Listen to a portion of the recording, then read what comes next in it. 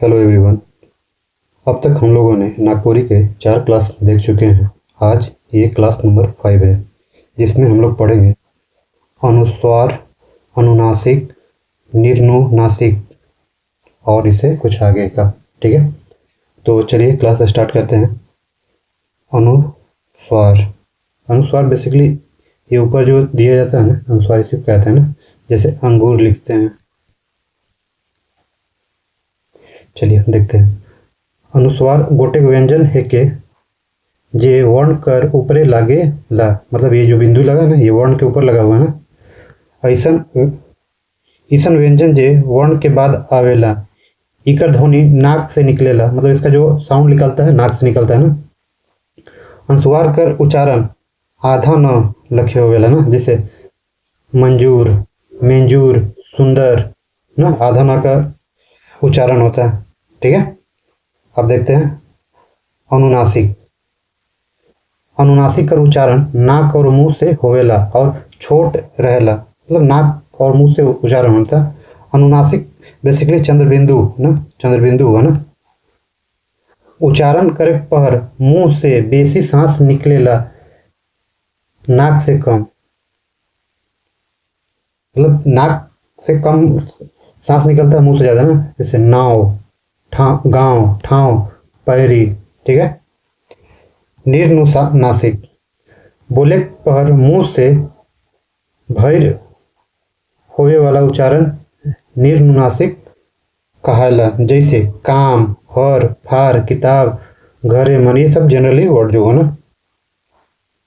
केवल मुंह से जो निकलता है ना, जैसे काम हुआ, हर, फर, ये सब ना। अब आते विसर्ग। जैसे अ आई की पढ़ेंगे जब, तो अनुस्वार पढ़ेंगे, उसके बाद क्या आता है, विसर्ग की मात्रा आता है ना। तो नागपुरी में विसर्ग नहीं होवेला, मतलब विसर्ग की मात्रा का यूज नहीं करते ना।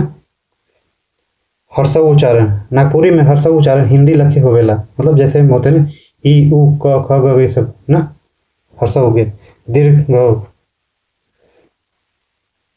जब कोनो उच्चारण कटिक लंबा सांस लेवे वाला होवेला, तो उके दीर्घ उच्चारण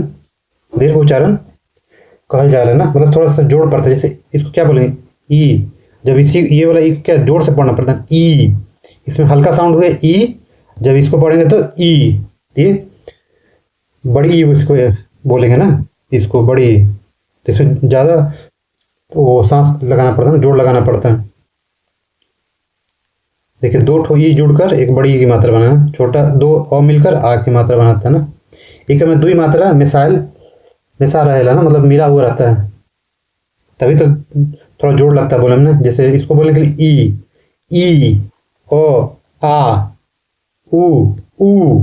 ठीक है, अब आगे पढ़ेंगे अल्पप्राण और महाप्राण। ठीक है, जिसमें अल्पप्राण अभी स्टार्ट करेंगे। ठीक है, बेसिकली जो जो जिसमें वर्णमाला में पहला और तीसरा जो अक्षर है वो अल्पप्राण कहलाता है। ठीक है, जहाँ उच्चारण में कम ताकत ना, मुंह से कम हवा चाहे उच्चारण हलुक होवे, उके अल्पप्राण कहल जाएला। ठीक है, हिंदी वर्णमाला कर सब पहिल और तीसरे अक्षर अल्पप्राण होवे ना। नागपुरी में यह नियम है। जैसे क्या है, क ग ना, क के बीच में ख आता है, ये दूसरा नंबर पे है, बट ये क्या है, फर्स्ट थर्ड ना। क ग च ज ट ड त द प ब, ये सब क्या हुआ, अल्पप्राण। ठीक है, देखिए अल्पप्राण यहाँ लिखा हुआ, ये आपका फर्स्ट वाला हो गया, ये थर्ड वाला हो गया। ठीक है, अब महाप्राण। फर्स्ट और थर्ड क्या हुआ, अल्पप्राण ना, और तो महाप्राण क्या हो जाएगा, दूसरा और चौथा वर्ण ना। जहां उच्चारण में कटिक ताकइत या मुंह से बगरा हवा कर दरकार पड़ेगा, थोड़ा जोड़ पड़ता है ना। जैसे मान के चलिए इसको क ऐसे पढ़े, क ख जोड़ पड़ा ना, ग घ च छ ज झ, तो इसमें जोड़ पड़ रहा है ना, इसमें कम जोड़ पड़ रहा है। ठीक है, इसी तरह क्या हो, ख घ छ ज सॉरी झ ठ ढ थ ध फ भ, इसमें थोड़ा जोड़ पड़ता है।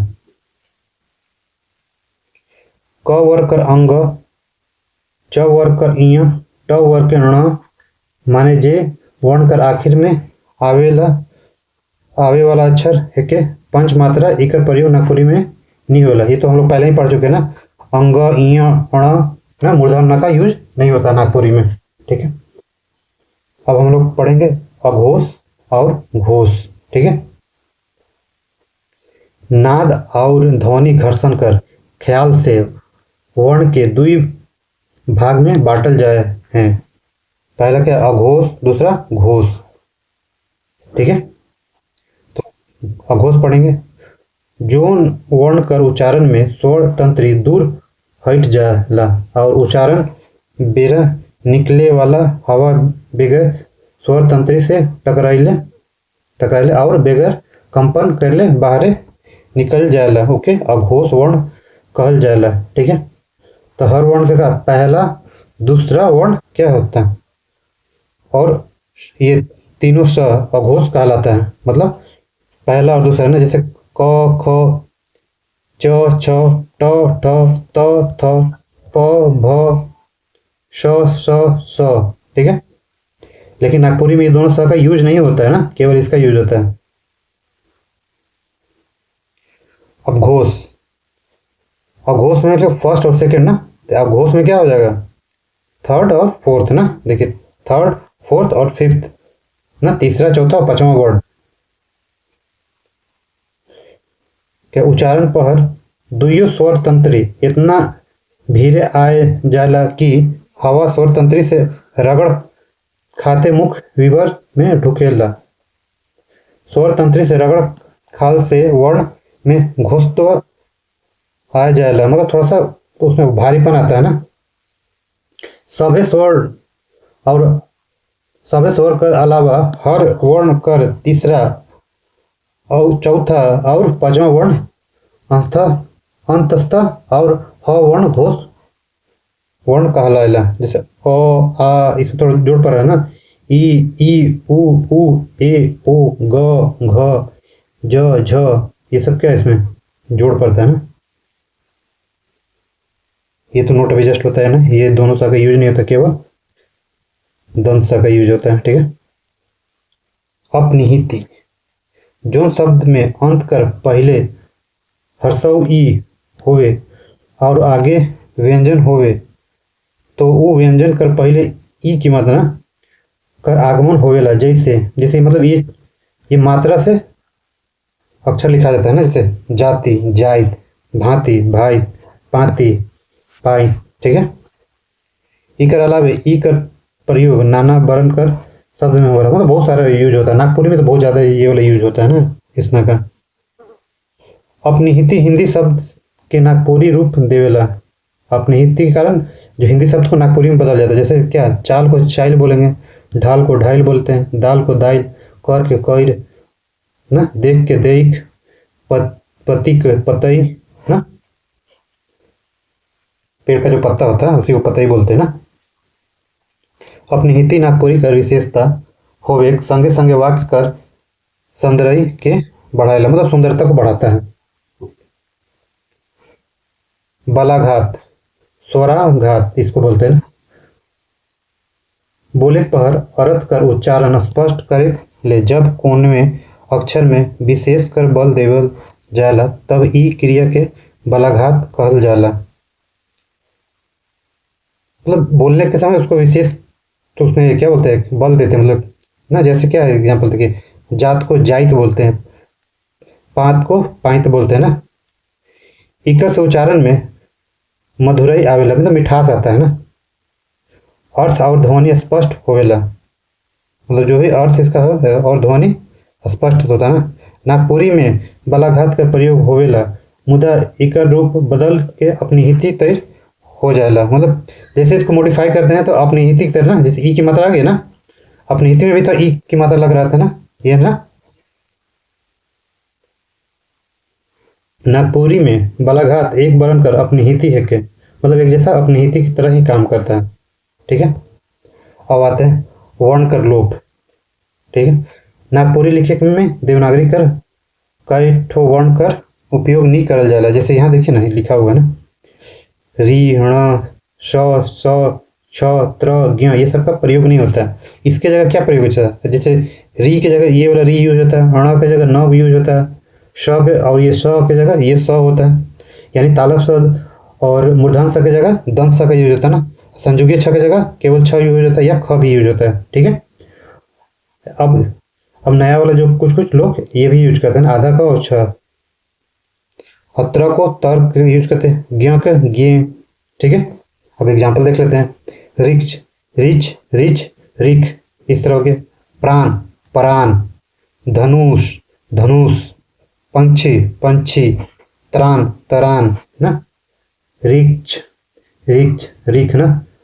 पक्ष, पक, शिक्षा, शिक्षा, क्षमा, क्षमा, क्षमा ना। ज्ञान, ज्ञान। ठीक है। ई लख नागपुरी में देवनागरी लिपि कर कई ठो वर्ण कर प्रयोग नहीं होवेला ना। कौन कौन सा है ये रहता है ना। ये आता है आपका जब वाक्य को शुद्ध करने के लिए या शब्द को शुद्ध करने के लिए देगा तो ये सब डालकर पूछता है कौन शुद्ध है। ठीक है। वर्ण कर लोग कौन में भाषा कर कमी ना लगे, बल्कि इकर से भाषा और सहज, सरल, मधुर भाव धरेला ना। वर्ण के लोप से और क्या भाषा क्या सहज हो जाता है, थोड़ा सा उसमें सरलता आ जाती है, मधुरता आ जाती है ना। संयुक्त अक्षर कर प्रयोग, नागपुरी में संयुक्त अक्षर का प्रयोग नहीं होवेला, सबसे बड़ी बात। ठीक है, ये याद रखिएगा। जैसे कृष्णा, कृष्ण को क्या लिखे? कृष्णा। प्राण को परान, कृष्णा का तृष्णा। ठीक है। लेकिन क्या बोलते हैं, मुदा अब नागपुरी कर केव के विद्वान मन संयुक्त अक्षर कर प्रयोग करे लायक हैं, जैसे तपस्या, समस्या, ध्वनि, स्वर, सर्वनाम, अव्यय जैसे शब्द मन कर हिंदी चाहे दूसरे भाषा से आवल शब्द कर मौलिकता के बचाए ले संयुक्त अक्षर लिखल जाए लायक है। मतलब जो मान के चलिए कोई दूसरा भाषा का शब्द आया तो उसको मौलिकता को बनाए रखने के लिए वैसे ही के वैसे लिख देते, उसमें मॉडिफाई नहीं करते। ठीक है। तो चलिए ये क्लास आज यहीं समाप्त होती है, मिलते हैं अगले क्लास में। अगला क्लास हम लोग देखते हैं क्या पढ़ेंगे। ये पढ़ेंगे मध्यम पुरुष वाचक सर्वनाम। ठीक है। जिसमें क्या बोलते हैं, तोय है ना, तुमको तोय पढ़ेंगे, तोर पढ़ेंगे, ये सब ना। ठीक है। तब तक के लिए नमस्कार।